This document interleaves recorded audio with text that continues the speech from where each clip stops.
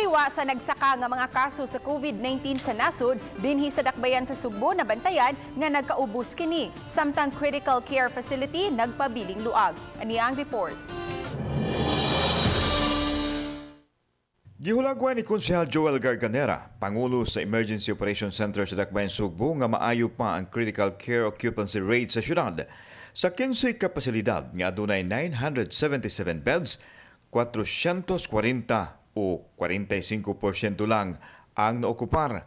Samtang sa 11 ka mga private hospitals nga adunay 614 beds, 222 o 36% lang ang nagamit. Nagpakita lang kini nga wa magsugwak ang mga pasyente nga nataptan sa virus. Samtang nakita usab ang pag-ubos sa kaso ilabi na sa mga barangay. Sa mga barangay po nato nga daily trend, sobra na duha ka buwan nga nag 3-digit figure ni ang atong Guadalupe. Kaloy sa Ginoo 97, 2 digits na lang.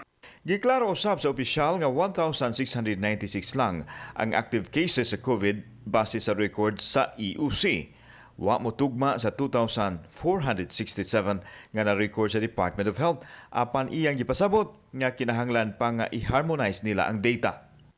Aduna tay variance between DOH and EOC kaning 771 nato. So within the week, mamay gi-schedule nato nga harmonization so maubos na gini siya. Samtang padayon ang pahimangno sa EOC nga dili mo kumpiyansa. Nagunang dapit nga naay COVID transmission mao ang trabahoan nga naay 33 ka mga kaso.